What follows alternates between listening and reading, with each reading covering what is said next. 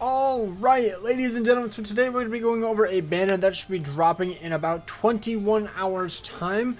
Now, forgive me, but since I actually have a job, I can't wait till 2 a.m. in the morning till it's actually officially in news. But we will be getting a limited time 1000 Bloodborne rerun in about 21 hours time. And if you don't know, it is the Bambietta, Kilge, and Ebern banner. And the only reason I'm actually going to say this is that I think it's one of the best 1000 Bloodborne reruns of all time, including like the filler. The characters are all very good. Now, obviously, I don't know if it's in the number one. I can't remember every single rerun, but it's definitely a very, very good valued banner.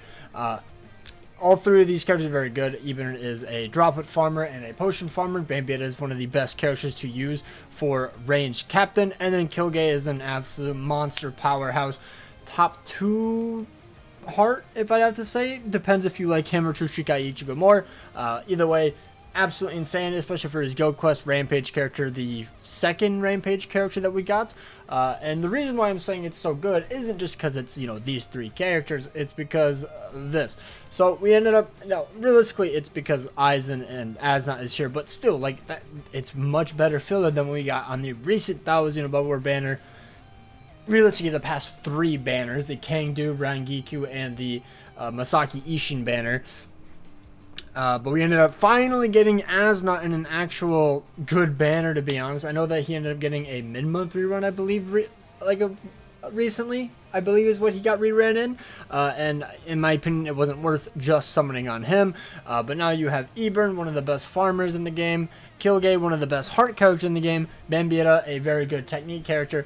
I don't think she's one of the best technique characters, but she's definitely up there. She's definitely good. And then Aizen, who is one of the best Guild Quest characters, and also a very good character for Limit Breaker right now. And then we have Rukia, who's a fan favorite. I feel like her resurrection could definitely bring her back, which I would love to see. At the moment, though, I think she's just a valued character, just a trophy character. Masaki, very good range, no affiliation character for GQ. Toshiro, I believe, is just a good link, but I mean, that's fine. And then Soifon is a good side in GQ and also a very good link for any normal attack damage characters that are of the heart attribute. So let's go over their kits and let me know down below if you're going to summon. Do note that there will not be pity. I'm 99% sure of it. I don't see why they would add a pity on this banner. I really wish they would, but there isn't. I'm going to assume it's the exact same 25 step up banner as the Masaki banner, except there was just going to be no pity. So if you go right down here, it's probably going to be the same. Now, maybe it could be different. I don't believe so, but I assume it's going to be 1, 6, 11, 16, 21 is 150 orbs, 2, 7, 12, 17, and 22 is 200 orbs, 3, 8, 13, 18, 23 is 250, 4, 9, 14, 19, and 24 is 250, and then every other 5 steps is going to be a guaranteed 5-star, and then, up to step 25, and then after that it stops giving you guaranteed 5 stars. You just won't get the guaranteed pity ticket. So yeah, keep that in mind.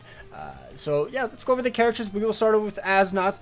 He's a really good no affiliation range character. He has the no affiliation killer. He has strong attack recharge time minus 14%. I keep saying 12. He has slow and weakening, which is a very cool combo. I think it really fits him. Unfortunately, he ended up getting the barrier SA2, which is unfortunate because you obviously want to inflict weakening, or his status ailment slow. So since his SA2 can't, it's a bit of a downgrade. Would have preferred it if he just had like a start barrier, to be honest. And I thought he had start barrier for a second, but if he just had a start barrier and that was a Senban Zakura, and then he had status summons on his SA2, I think that would have been a much better kit overall. But he was a mid-month character, which I think is so stupid, but it is what it is. And then including his SA or Soul Bomb, he has weakening and slow, very nice. And then he has damage to slowed enemies and weakened enemies plus 40%. So if you inflict your status summons, you're going to do a bunch more damage. Debilitator of 5 seconds. He has devastation plus 40%, so your Soul Bomb does more damage. He has Frenzy of 2, Havoc plus 20%, multi-barrier, sharpshooter, and then an SP boost of 80%. Wish he just got like maybe an extra increased chance against heart attribute enemies instead of one of the damage to weaken or slowed enemies. Probably the remove the slowed enemies, but I guess since he has 2 status elements, maybe you have to have that in the kit. I'm not too sure. And then if you go to the innate tree, he has full statement only, reduced strong attack cooldown -6%, freeze duration -100%, and then sprinter +1. So yeah, very, very good character. I can't remember the exact strong attack kit, but I believe he has a pretty good kit overall. It doesn't have like the 18% shave or anything. He has good strong attacks. Nothing insane, no bad ones. So now let's quickly go over Kilge. This is probably like the best character in the banner. To be honest, I would probably say it's Kilge, Aizen. Do I have Ebern? I actually don't know if I have Ebern on here. 1 second. But I'll probably say it's Kilge, Aizen, Bambietta, Nodt, and then Ebern, and then the rest. You know, but Kilge is definitely the character to go for. He is an Arrancar killer. He has strong attack recharge time -14%. He's a melee killer, by the way. He has drain on all of his strong attacks, including his soul bomb, and then he has the team party heart attribute strong attack recharge -20%. I forgot about that. He has the recharge as well, so he has rampage and recharge, which is very good in limit breaker or any times of content besides, you know, the guild quest, because there's no waves. He has damage inflicted at full stamina +20%, damage to drain enemies +40%, a debilitator of 2 seconds, devastation of 40 seconds, devastation of 40%, frenzy +2, havoc +20%, so you know your strong attacks have more range, poise, rampage +2, and then he has the SP boost of 80%, and rampage is whenever you get a kill, you increase your damage overall by 2%, going all the way up to 100%. So after 50 enemies, you get the max bonus. And then if you go to the innate skill, he has freeze duration -100%, guard break, and sprinter +1. Crazy that he has literally no like base berserker, and yet he's still like this good, like one of the best power or heart characters in the entire game. Kind of crazy to be honest. So yeah, that is Kilge. He has an excellent strong attack kit. I think he has like quote-unquote the god kit, the SA1 3k length beam, the explosion and tracking vortex, and then he has the full screen SA3. So yeah, absolutely super fun character. Just give him some long stride and he is so much fun. Now going over Bambietta, they still haven't fixed this. I hate this. I think she's more of a GQ character. It's basically like Masaki, but she's just worse than Masaki. So she is a ranged captain killer. She has a damage inflicted at full stamina +30%. She has burn on all of her strong attacks, including her soul bomb. She has a bombardment of 1, damage to burning enemies +40%, a debilitator of 2 seconds, devastation +60%, frenzy of 2, increased status element chance against speed attributes enemies. So as you can see, since she's mainly a guild quest character, this would have been absolutely amazing if she got the increased status element chance against captain only enemies, since she is 100% meant only for guild quest realistically. So it's unfortunate that they just never really did that at the time, where they were mainly making a increased status element chance against only a GQ and not mainly at IT. So I think that greatly would have benefited her and definitely put her above 6th anniversary Aizen. But if you have a max transcended Aizen, I don't think Bambietta is better until maybe she's 3 out of 5. So that way you get the attack, focus, and SP slot, you know. She has sharpshooter, she has the SP boost of 80%, and then she has strong attack recharge time -12%, and also the weakened defense. And then as well as her innate skills of havoc +20% and paralysis duration -100%, and the sprinter +1. I'm not saying she's a bad character, it's just that I don't think she's the most enjoyable character. I think she's better than 6th Annie Aizen. It's just that Aizen is so much easier to play. Bambietta definitely takes more skill, but if you can master her and you actually understand how to use the character, I think you can get more out of her than 6th Annie Aizen. It's just that most people can just easily drop an SA2, the tracking vortex, SA3 full screen, 3k length beam with Aizen, and then he has drain and weakening, so you're always going to be going back with the full HP. If he had the SP boost, it would be, you know, a no-brainer, but it is what it is. She's still very good, just people aren't as good with her as 6th Annie Aizen. It's kind of just how I see it. Now, as for Ebern, one of the best farmers in the entire game, not so much as like his damage. Like, he has good damage, it's just that it's nothing like Senjumaru or Tensa or anything like that. But he's still good. He's one of the best farmers in the entire game. Love using the character. He is a human killer. He has technique link slot potions +5, so I can bring him into epic raids or IZ or even IT if I only want small potions. I'm just farming. You can bring him in, and that way you can farm with one of your favorite characters. Like maybe you want to use Rukia or Yamamoto or the new Okioro or Masaki. Well, now you can if you have him, or if you want super pots, you would bring the Mashiro.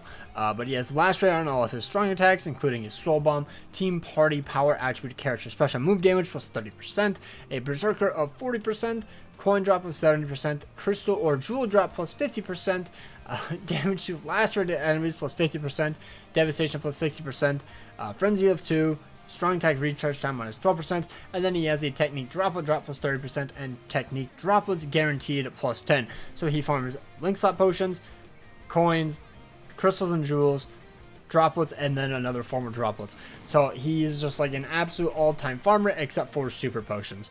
So I mean, then you could just give him the Mashiro link, but I don't really recommend using him in IT, to be honest. That's not the most fun thing. But in epic raids and IZ, he is a very good character. And then for his innate skills, he has Guard Break, hit hidden enemies, and Havoc plus 20%, plus the Sprinter plus 1 ability.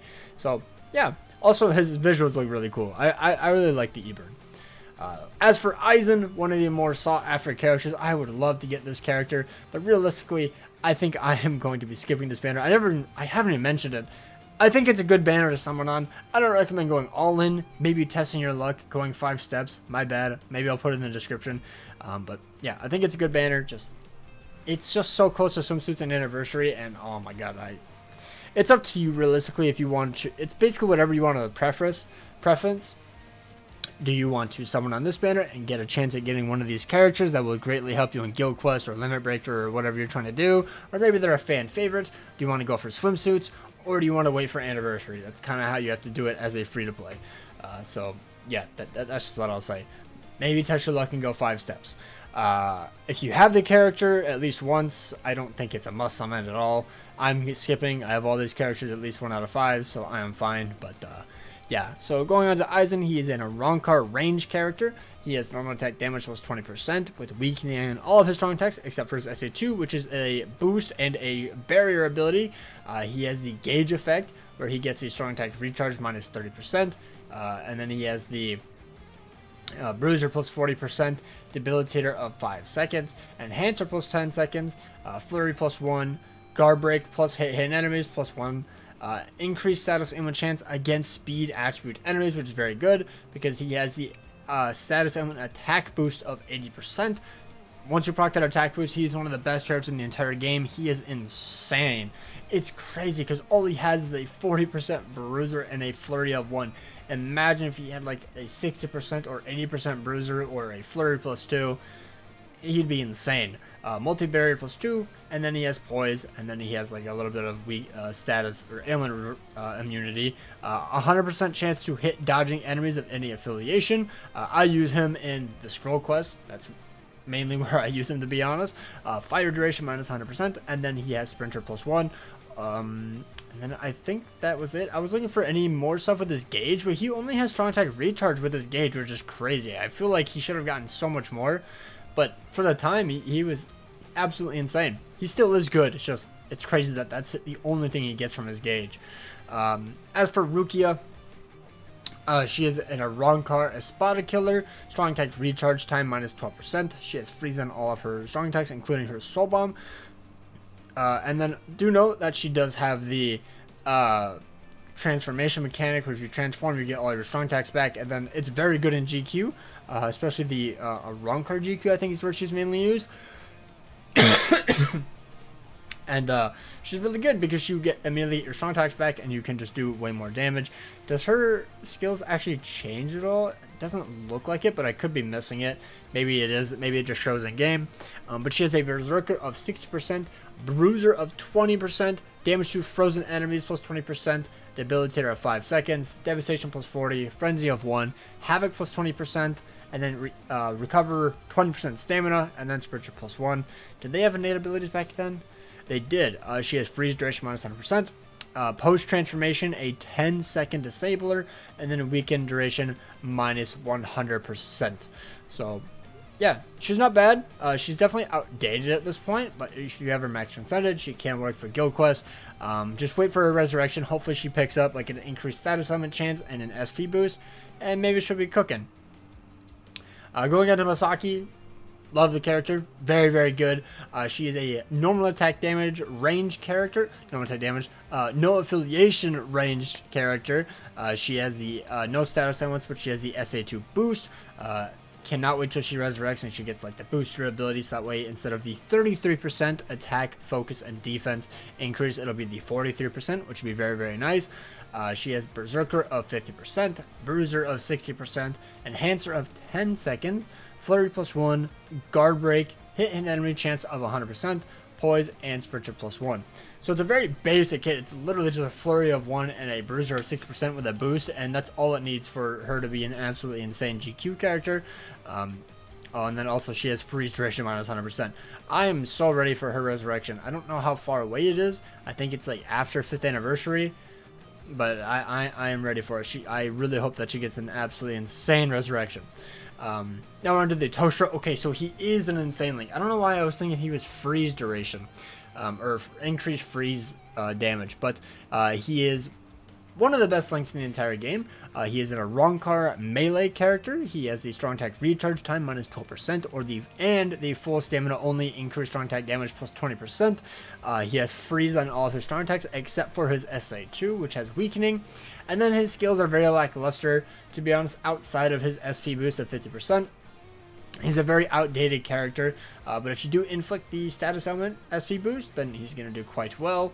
And then does he have any innate skills? He has Havoc. He has Havoc. I think was he the first resurrected character to get Havoc? I can't remember. But yeah, he's not bad, but he's essentially just a link at this point, unfortunately, unless maybe you have him max transcended, maybe he does fine. As for Soifon, she's a very good side character in GQ. And then, does she have a transformation as well? I don't know.